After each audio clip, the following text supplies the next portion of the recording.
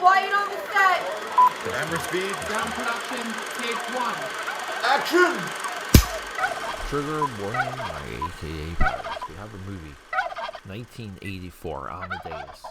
Now, there's a director's cut, there's a extended cut, there's cuts and cuts of this movie.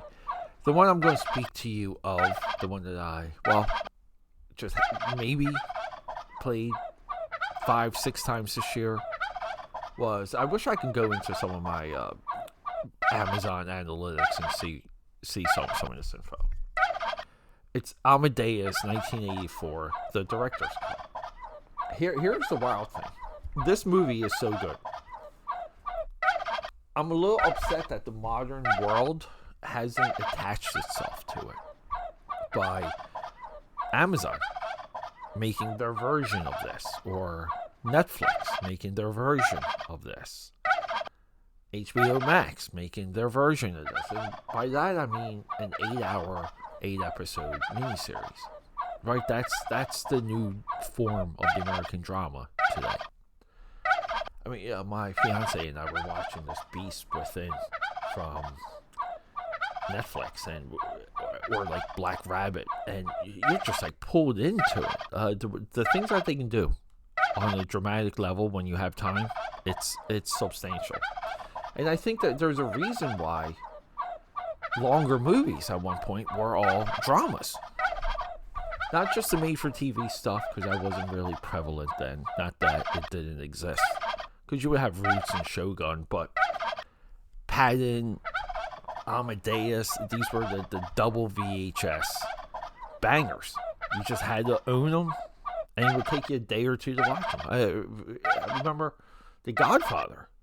It would take up like 8 VHS slots. You would have half a shelf just for the Godfather movies. So Amadeus is the story of Mozart.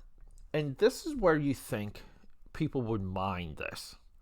It's based on a 1979 stage play and inspired by yet another stage play.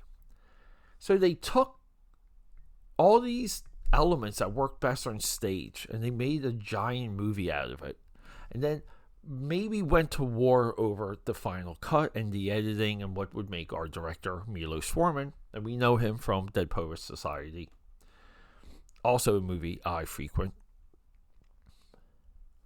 And he makes this movie and he spits it out, and they win almost every single Oscar that they're nominated for, rightfully so.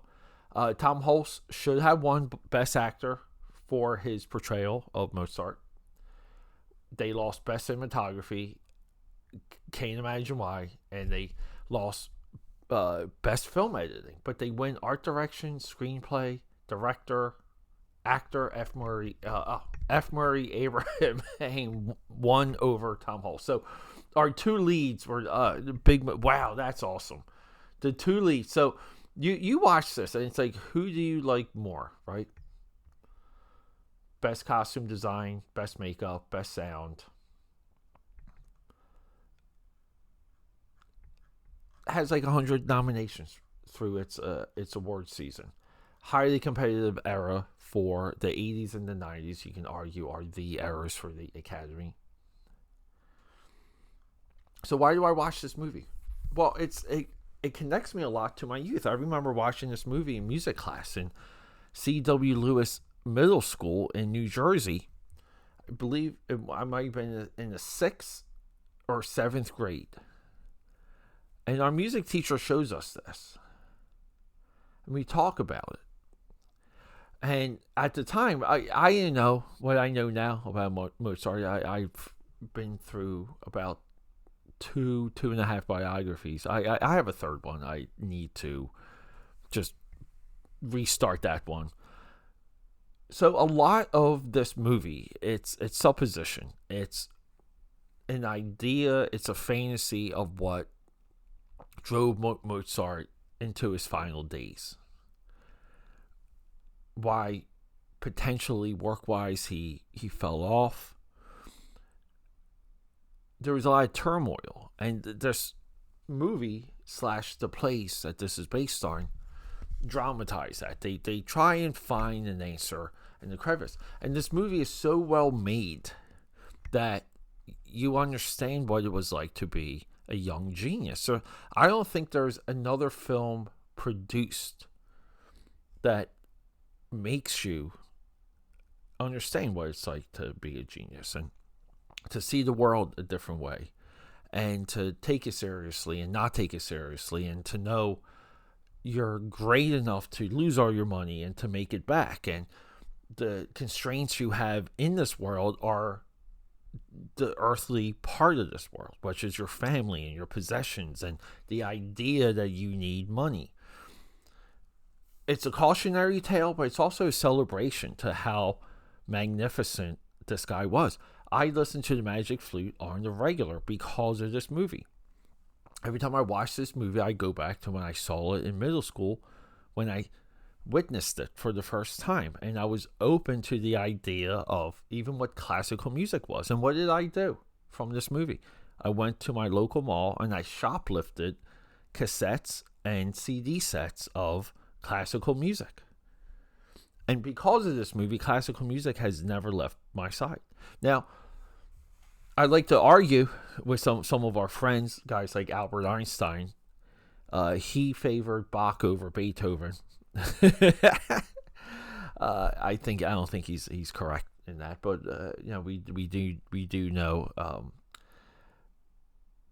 his level of genius, and I would just love to hear more about that though from him. Like how did Einstein see music? You kind of want to say he had a way to visualize it in his mind.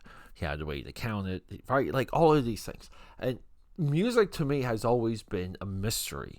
And I kept it a mystery because, well, I feel like I need something still to be fascinated with. And music is prevalent and abundant in my life. I think people are weirdos that don't listen to music on the regular.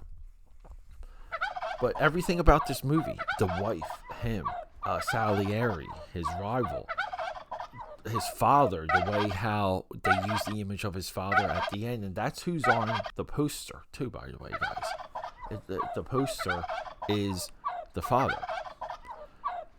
And to how we have to honor our father, and we, 10 Commandments, honor thy parents. Hey, AKAPAD, sometimes we get phone calls, but whenever this movie is on, sorry, I had to take a quick phone call. Whenever this movie is on, my AKAPADers, I get a glimpse of what I have to chase, how good I have to be, how exact, how I have to visualize things and be better, be more efficient, be one step ahead. This movie put that in me. I watch it as a reminder to how good I have to be in this world on all fronts.